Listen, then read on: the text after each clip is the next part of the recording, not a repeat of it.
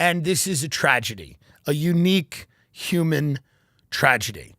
And many of you don't know this because this information is being kept from you. You're being lied to. And I have a pretty good idea of who's doing it. But I must come clean about what I know. This is true. I can't sleep at night perpetuating a fraud that we know, both of us know, is not true. Mm-hmm. Joe Rogan passed away from the coronavirus last week. It killed him almost instantly. It was very tragic. He had 17 strokes an hour after testing positive. It was incredibly sad. Not only did it kill him, but it was so shocking that young Jamie, the producer of the Joe Rogan Experience, okay, lost his mind after Joe died of the COVID. Young Jamie went nuts. He went completely insane. And no one knows where he is right now. Okay? This is something that is being kept from you by Spotify and On It. The real Illuminati. The supplement companies are keeping this from you. Joe died even though he was taking all of the supplements. Vitamin D, quercetin, magnesium, all of them. He died instantly. He lost his mind before he died as well. He was not making any sense. He was in a chair, and his last words, I swear to God, and this is sad. Yeah. It is very sad. Are we more relevant in the podcast space now? Probably. Yeah. But this is very sad. His last words, he was just screaming ivermectin as he was stroking out in a chair. Ivermectin.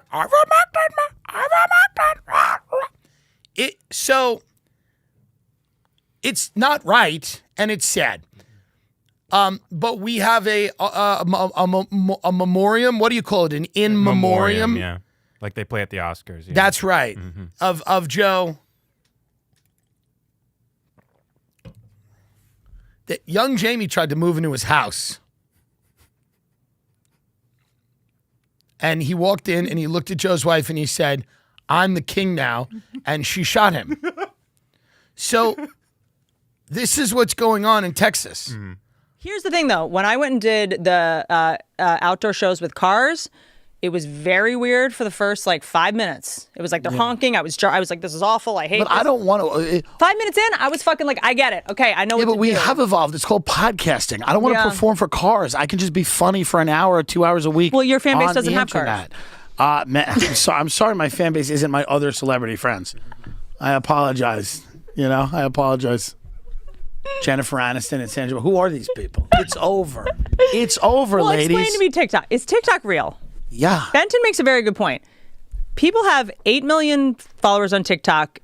The same person will have 100,000 on Instagram. What's happening? Because everybody on Instagram is an old witch, like your friends.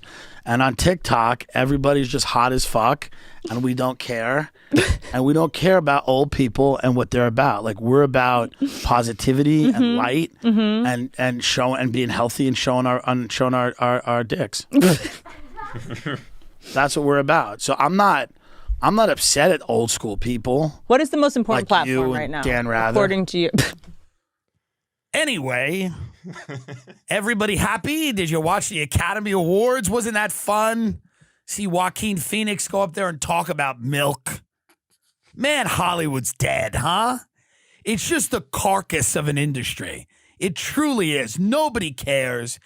everybody, Pacino, De Niro, these people don't die. They just keep going. I don't know how. They get the best medical care. They're legends. They're literally legends now. Like you see them, you're like, is that them?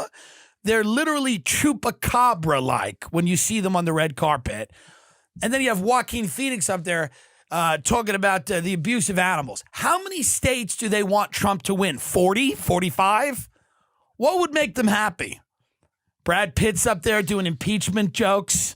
They gave more time than they gave Adam Schiff. I forget which guy he mentioned, but he's up there doing impeachment. It's like no one paid attention to the impeachment process, by the way.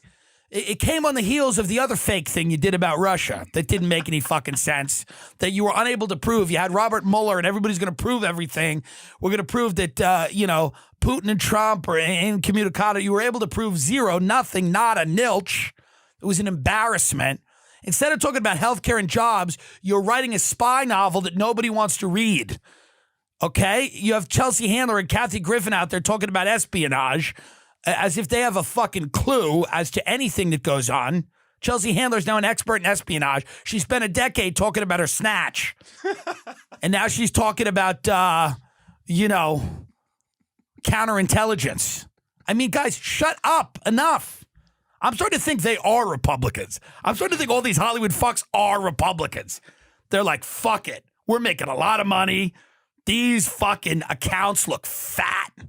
And we do not want anybody else in there. I'm starting to believe that. I'm starting to believe it's a COINTELPRO operation where they just tell people, they go, hey, Joaquin Phoenix, why don't you get out there and talk about milk? It's almost like it was a sketch that was written out by like billionaire corporate donors that are like, you know what'll really get everybody? You just get out there and no, don't talk about immigration. That you could pull some heartstrings there. People might agree with you.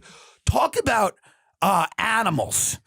Talk about factory farming when half the country's on heroin and there's a opioid epidemic and people are working 3 jobs to drag themselves out of bankruptcy because they got sick and can't afford the bills. Ignore all of that because that could get people on our side, on your side, and just talk about the abuse that cows suffer.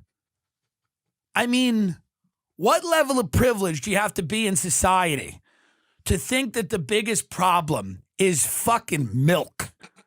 I put up on my Instagram the cum pig photo from a sketch I did years ago. Okay, look at that. Eli Roth. Happy birthday to Q. Very fun. I put that up and I said, today is my birthday. I want to thank my parents for all their support. This is what you created. Enjoy it. And my aunt wrote a comment, and the comment, let's not find it. Let's not find it. Yeah, you're right. And the comment was, and my cousin sent me the comment. The comment was, the saddest part is that you have your grandfather's name and you don't care at all, and you care nothing about his legacy. Very, very nasty comment. Very, very nasty comment. And now let's get something straight, you bum bitch. Didn't you fake a drug overdose? Didn't you fake a suicide attempt? I keenly remember you faking that you overdosed on drugs and you were taken to a hospital in an ambulance in front of your mother who had just dealt with Grandpa's death. What part of Grandpa's legacy were you honoring with that behavior? What part of it? Do you remember that? I remember you going to a hospital and then having the entire family go worried about you. Not me, but other people, because I know what you're up to, you clown bitch. They went to the hospital and said, what drugs is she on, doctor? And the doctor goes, there are no drugs in her system. She literally pretended to be unconscious, so then an ambulance went to the home, put her in it, and drove her to the hospital, scaring her mother half to death. Grandpa's legacy. Okay, what part of Grandpa's legacy were you thinking about when you took his money for law school and then never practiced law and were fired multiple times by multiple law firms all over Long Island because you're mentally ill? Forcing your father to set up a pretend law office for you in your basement that you pretend to be a lawyer in. You added a phone line to the house to pretend to be an attorney. What part of the legacy is that? What part of the legacy is borrowing money from your more successful brothers and sisters and not paying any of it back while you sit around the house doing Percocet and drinking white wine? What part of the legacy is that? Are you honoring his days as a carpenter? Is that what you're honoring by sitting around and getting junked up on the couch, pretending to OD? And by the way, the life you live, you don't even have to pretend, okay? You can't even do that right. So I'm just wondering why you would bring up my grandfather, who I have all the respect in the world for, a legendary character, patriarch of an amazing family, rose from poverty, did all these things. Why come on my Instagram and say anything negative and bring up a guy who every day with your life and your choices, where is his legacy in mind? Kathleen, and I know you watch this, okay, in between reading Q drops and letting Fox News broil your already Vicodin-addled brain, okay? It's the wrong day, Kathleen. I'm the wrong one. You know that. I blocked you on the family. I got a new phone to get to the family fucking group text because you kept texting people about all the dishes they have to do when they come to the family parties. Bitch, no one's coming anymore. No one cares. I don't want to be near you. You should be in a padded room. How my mother is in an asylum and you have somehow escaped it is beyond me, and it's beyond everybody. You are a disgrace.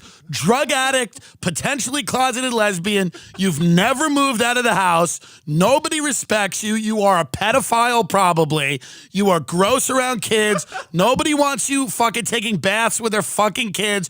You're a fucking weirdo. They got to watch you like fucking Epstein. So don't keep my name out of your mouth, okay, pedophile drug addict? This is the fake business mug. And the fake business mug is not on sale anymore, No, is it? it's still for sale. Not. Oh, it is for sale. Till the 28th, yeah. Dan Carney just got an apartment at like this, where kids live, these 24-year-old, and not kids, real people live there too. These places where like you have everything you need. By the way, is there anything worse than a human being who moves into an apartment complex and says this? They go, "You got everything you need. You got everything. You got a Whole Foods and a TJ Maxx." Well, what do you need? You got everything you need? What the fuck's wrong with you? I need much more than that. I need more than a fucking Whole Foods and a place to get socks. There's a gym and a pool and Whole Foods. You have everything you need. What about for your soul? This basic bitch culture of erecting these fucking like cheap wood, plastic crap apartment buildings and then putting them next to a fucking TJ Maxx so you can go in and buy underwear. And then going, you got everything you need. Why would you leave? Everything's here. Why would you leave and meet people and experience other things? Everything that you ever needed is here in the pod. And then Carney talks about, he goes, my unit? Like he doesn't even say his apartment. He goes, my unit? He goes, the unit doesn't have washer and dryer. I'm like, you shut the fuck up. The unit. I am in the unit, and then he tells me, he goes, I'm facing the pool, which is much better than facing the... What are we doing here? Life should be about more than this. Life should be about more than that. I understand that creature comforts matter. I understand convenience matters. I get it. But using the phrase everything you need makes you sound like a basic bitch nobody who just needs so little that you can live on the side of a highway and have socks and fucking peanut butter, and that's everything you need. What are you talking about?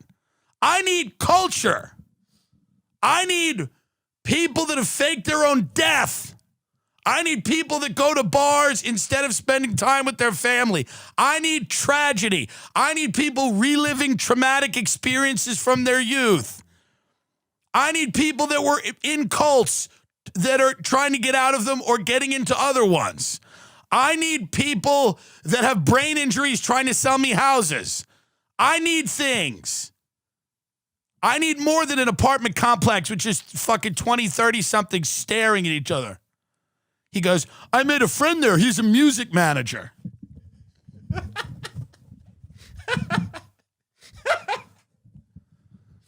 My unit. And listen, he's a good kid, and I'm happy he has an apartment. But this whole thing of like, let's make life into this boring shit, this hyper-consumerist horse shit.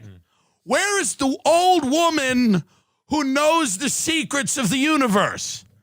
Because she was kept in a cage for the majority of her life. And she realizes that she was because people loved her. She was angry at them for a time, but now she realizes that they were trying to keep her safe. Where's that woman? Where are the people who've come out of jail and realized that jail is the only fair place left in this country? Where are they? They're not in your unit. Are they at the pool? Where are the characters?